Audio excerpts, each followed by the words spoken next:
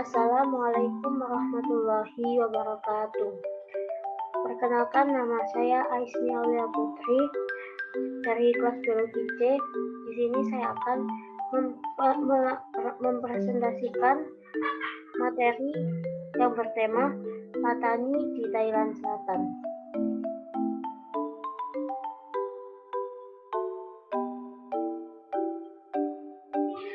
Patani adalah nama sebuah Muslim minoritas yang mendiami 3 wilayah Thailand Selatan, yaitu Yala, Patani, Naratwita, dan Songkhla. Wilayah ini asalnya merupakan sebuah kerajaan Islam Melayu yang berdaulat, yaitu Kerajaan Islam Patani Darussalam. Kemudian, Patani dimasukkan secara paksa oleh pemerintah Thailand menjadi bagian wilayah kerajaan Thailand pada tahun 1902. Letak geografis Patani. Patani terletak di antara garis lintang 7,00 sampai 5,37 dan garis bujur 99,50 sampai 102,30. Luasan wilayah Patani ialah 15.000 km. Letak geografis Patani adalah bumi yang berbatasan dengan dua negara, yaitu di bagian utara berbatasan dengan Siam, di bagian selatan berbatasan dengan Malaysia, dan bagian barat berbatasan dengan Laut Andaman, dan timurnya berbatasan dengan Laut Cina. Selanjutnya yaitu masuknya Islam di Patani, Thailand Selatan.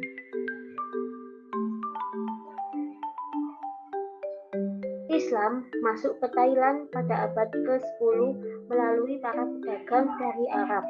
Ada pula yang mengatakan bahwa Islam masuk ke Thailand melalui kerajaan Samudra Pasai yang berada di Aceh.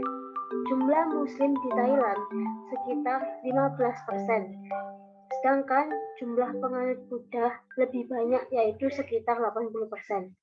Islam sudah ada lebih dahulu sebelum kerajaan Thai. Lebih dari itu, penyebaran Islam di kawasan Asia Tenggara merupakan suatu kesatuan dakwah Islam dari Arab Saudi. Islam masuk di Thailand pada masa pemerintahan Raja Payatunakpa. Setelah memeluk agama Islam, Raja Payatunakpa mengganti namanya menjadi Sultan Ismail Shah Saifullah fi al-Ard. Selanjutnya yaitu ada diagram pemeluk agama di negara Thailand. Pemeluk agama Buddha kisaran 94,6%, pemeluk agama Islam sekitar 4,6%, agama Kristen 0,7%, dan lainnya 1,0%. Adapun tokoh-tokoh Islam yang berkontribusi terhadap penyebaran Islam di wilayah Patani, yaitu yang pertama ada Tok Pasai atau yang memiliki nama asli Syekh Said. Tok Pasai merupakan salah seorang ulama yang menyebarkan Islam di Patani sekitar abad ke-15 Masehi. Selain pendakwah, beliau juga seorang ahli kesehatan dan pengobatan. Yang kedua yaitu ada Wardi Hussein.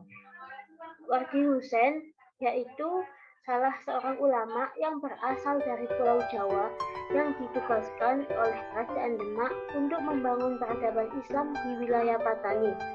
Peran Wardi sebagai seorang ulama dari tanah Jawa telah banyak berkontribusi pada penyebaran agama Islam. Ia bahkan mendirikan sebuah masjid di daerah Patani pada tahun 1768. Berikut adalah jumlah dan persentase Muslim di berbagai wilayah di Thailand. Di wilayah Bangkok, Muslim berjumlah 262.023 dengan persentase 9,4. Di wilayah Tengah berjumlah 220.414 dengan persentase 7,9. Di wilayah utara 30.637 dengan persentase 1,1. Di wilayah timur 18.069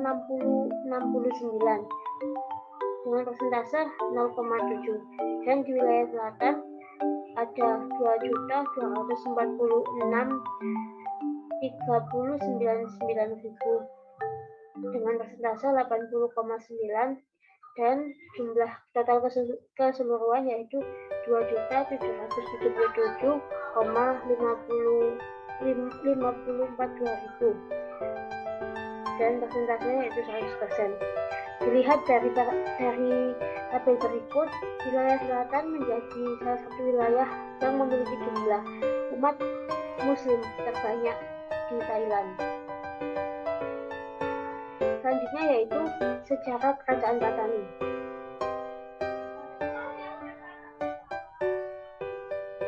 Patani adalah sebuah kerajaan Melayu yang terletak di Thailand bagian selatan, dan kerajaan tersebut pernah berdaulat pada masanya dahulu. Setelah beberapa abad, kerajaan Patani telah menjadi kerajaan yang merdeka dan berhasil mengembangkan diri menjadi kerajaan yang besar dan maju, sehingga hampir keseluruhan penduduk Patani memeluk agama Islam. Patani menjadi sebuah kerajaan yang dikenal sebagai pusat perdagangan yang maju di Asia Tenggara. Banyak pedagang yang datang dari beberapa negara untuk berniaga di Patani. Selain itu, Patani juga dikenal sebagai pusat perkembangan Islam terbesar di Asia Tenggara pada masanya. Zaman-zaman keemasan kerajaan Patani berlangsung ketika diperintah oleh 4 orang raja perempuan, yaitu yang pertama Raja Hijau yang memerintah dari tahun 1584 sampai 1616. Selanjutnya yaitu ada Raja Biru yang memerintah mulai dari 1616 sampai 1624. Yang ketiga yaitu Raja Ungu yang memerintah mulai dari tahun 1624 sampai 1635. Dan yang terakhir yaitu Raja Kuning yang memerintah 1635 sampai 1651. Mereka adalah anak keturunan dari Raja Patani Sultan Mansur Shah. Pada zaman kepemimpinan ratu-ratu tersebut, Patani menjadi kerajaan yang sangat makmur dan kaya. Selain besar di bidang ekonomi, Patani juga ditopang oleh kestabilan politik dalam negeri yang membuat kerajaan Patani dihormati dan disegani oleh kerajaan-kerajaan lain di semenanjung Melayu. Kemajuan tersebut menimbulkan rasa keiri hatian kerajaan Siam Aratayuda untuk menaklukkan dan menguasai negara Patani. Kerajaan Siam Aratayuda mulai melakukan penyerangan terhadap negara Patani, namun serangan tersebut mengalami kegagalan, dan dengan tekad yang kuat akhirnya pada tahun 1785 Masehi, kerajaan Siam Aratayuda berhasil menguasai Patani dengan paksa.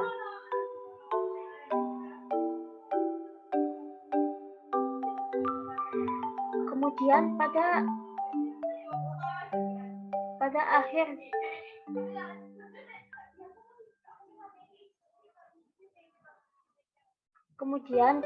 akhirnya wilayah Patani dapat ditaklukkan secara penuh dan menyeluruh oleh kerajaan Siam Aratayuda pada tahun 1808. Karena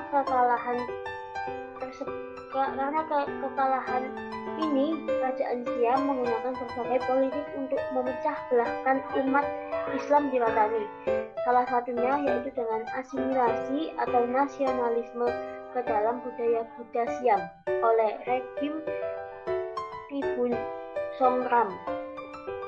Sebagian program yang dilaksanakan terhadap umat Islam Melayu Patani pada zaman itu yaitu yang pertama, nama Melayu dihapuskan dan diganti dengan nama Muslim Thai. Yang kedua, bahasa dan tulisan Melayu dihapuskan dan dipaksa belajar bahasa Thai.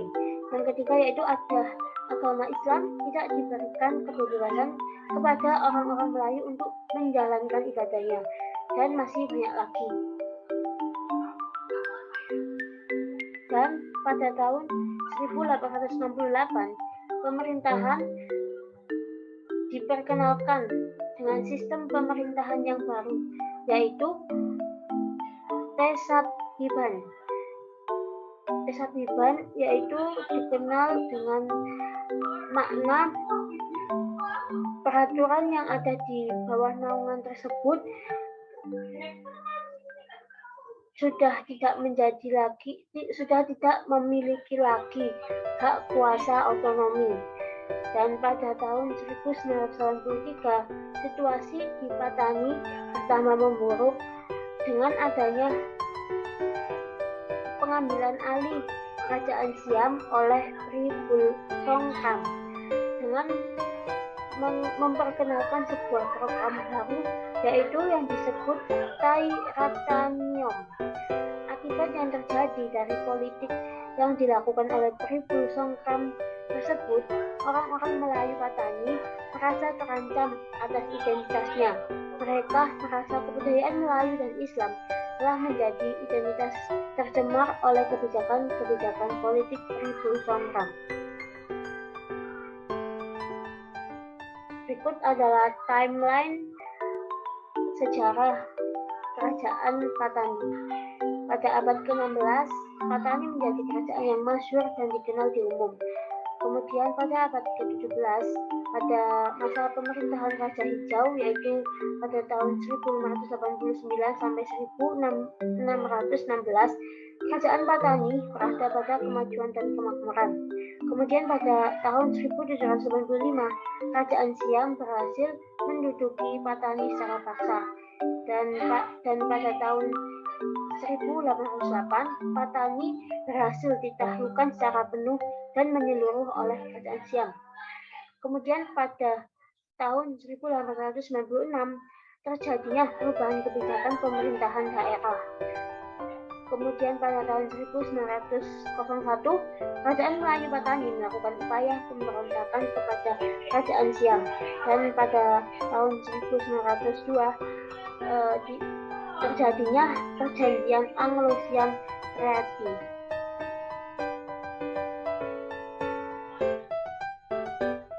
Selanjutnya yaitu konflik yang terjadi di Thailand Selatan. Pada tahun 1902, pemerintahan Siam dan Inggris mengadakan perjanjian Anglo-Siam yang menyatakan bahwa wilayah Patani tidak akan menjadi kerajaan tersendiri lagi, karena akan menjadi bagian dari wilayah Thailand atau kerajaan Siam. Perjanjian tersebut menyebabkan terjadinya integrasi budaya terhadap masyarakat Patani. Kerajaan Siam berusaha mengintegrasikan kebudayaan Patani ke dalam kebudayaan Siam dengan cara menghilangkan identitas kebudayaan Patani. Identitas Patani yaitu Melayu Muslim, sedangkan identitas Siam adalah Thai Buddhis.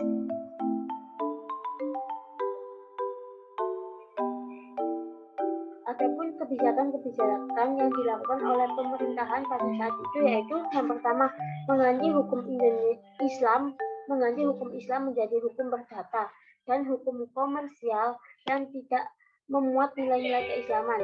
Yang kedua yaitu menerapkan identitas nasional dengan semboyan Thai identity yang memiliki arti yaitu mengakui bahwa hanya satu bangsa yaitu bangsa Thai, satu agama Buddha, dan tunduk pada kekuasaan raja. Yang ketiga yaitu penggunaan bahasa Thai secara kuat di seluruh Thailand termasuk wilayah bagian selatan. Kemudian pada tahun 1932, Siam telah bertransformasi menjadi Thailand. Sejak saat itu terjadi perubahan secara mendasar yang dialami oleh bangsa Thailand dengan adanya perubahan sistem pemerintahan monarki absolut menjadi monarki konstitusional. Setelah Siam bertransformasi menjadi Thailand, proses perubahan tersebut disertai juga dengan penetapan ideologi baru, yaitu yang pertama nation, yang kedua king, dan yang ketiga religion. Selain karena adanya faktor pengintegrasian dan praktis asimilasi yang dipaksa pemerintahan Thailand terhadap masyarakat Muslim, Thailand Selatan, masyarakat di wilayah tersebut tidak mendapatkan pengakuan dan pemerintahan dan kaum mayoritas Thailand. Adanya ketimpangan sosial, ekonomi, dan politik menyebabkan adanya gerakan separatisme dan pemberontakan dari masyarakat yang merasa dirugikan. Pada akhirnya, sejak saat itu muncullah gerakan perlawanan masyarakat Thailand Selatan sebagai sebuah gerakan damai untuk memperjuangkan otonomi bagi wilayah tersebut yang dipelopori salah satu tokoh yang bernama Haji Sulong yang terjadi pada tahun 1947. Haji Sulong merupakan tokoh penting dalam gerakan separatisme, tetapi usaha yang dilakukan Haji Sulong untuk memperjuangkan hak masyarakat Melayu Patani masih belum berhasil. Tuntutan yang diberikan Haji Sulong terhadap hak otonomi daerah Melayu terhadap pemerintahan dianggap sebagai tindakan penghasutan sejarah sehingga menyebabkan pihak pemerintahan Thailand menangkap Haji Sulong dengan tuduhan tersebut.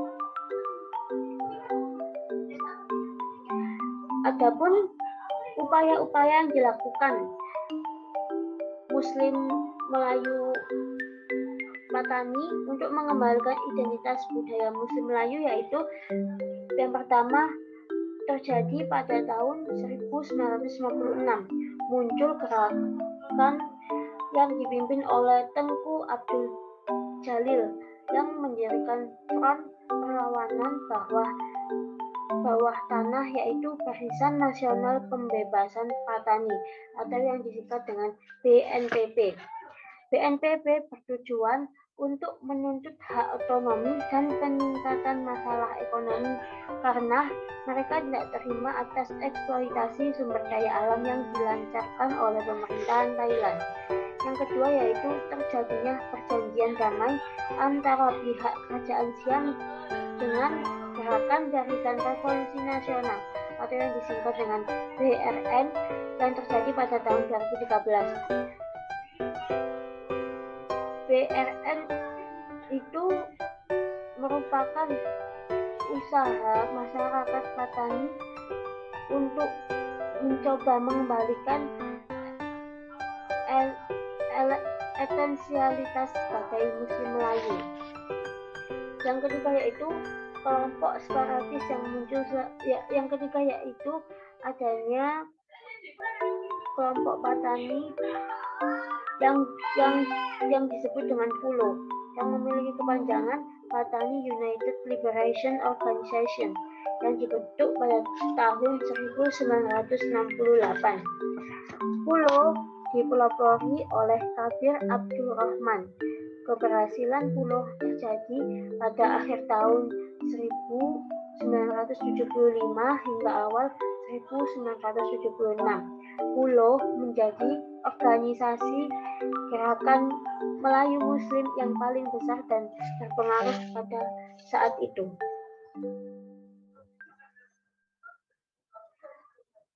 Untuk meredam aksi protes dan gerakan separatisme yang semakin berkembang, pemerintahan Thailand berupaya untuk mencari strategi dan solusi baru, yaitu pada tahun 1991 pemerintahan mengeluarkan strategi barunya yaitu dengan mengedepankan partisipasi publik, membangun ekonomi yang merata, dan amnesti secara luas bagi anggota yang tergabung dalam kelompok separatis. Selain itu, pemerintahan juga membentuk Civilis Police Militer atau yang disingkat dengan CPM 43 yang bertugas untuk menjaga keamanan dan memastikan tidak adanya penghilangan dan pembunuhan di luar hukum. Kemudian, pemerintahan juga mendirikan SBPAC atau yang disebut dengan Southern Border Province Administration Center yang berfungsi untuk menangani dan menjaga stabilitas politik. Selanjutnya yaitu budaya Muslim Patani di Thailand Selatan. Penduduk di Thailand Selatan mayoritas keturunan etnis Cina, kecuali daerah yang berbatasan dengan Malaysia, yaitu keturunan etnis Melayu. Di Thailand Selatan banyak ditemui pondok-pondok pesantren yang menjadi kesatuan budaya masyarakat Patani dalam mencari ilmu agama. Oleh sebab itu, ada beberapa budaya yang sangat erat dan menjadi ciri khas pada masyarakat Melayu Muslim Patani Thailand Selatan. Budaya-budaya tersebut yaitu meliputi yang pertama ada bahasa Melayu atau yang disebut dengan kecek Nayu.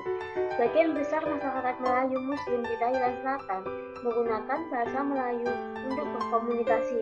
Bahasa yang digunakan di Thailand Selatan tidak jauh berbeda dengan bahasa yang digunakan masyarakat Melayu Kelantan yang berada di wilayah Malaysia. Yang kedua yaitu bahasa Kampong dan bahasa Tengah. Bahasa Kampong dan bahasa Tengah ialah bahasa yang biasa digunakan masyarakat Muslim Melayu Patani.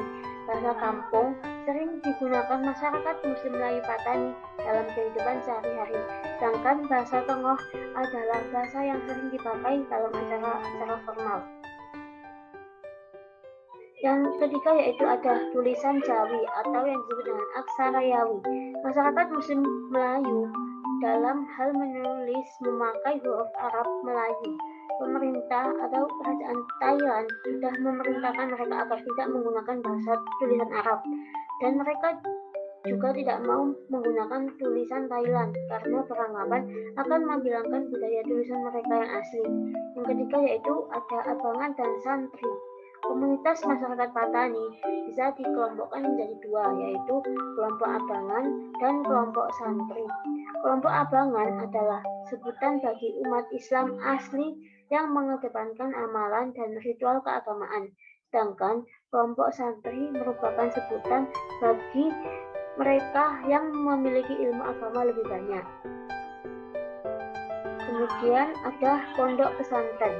Masyarakat Melayu Muslim Patani memilih sistem pendidikan pesantren sebagai tempat belajar daripada mengikuti pendidikan formal di sekolah negeri.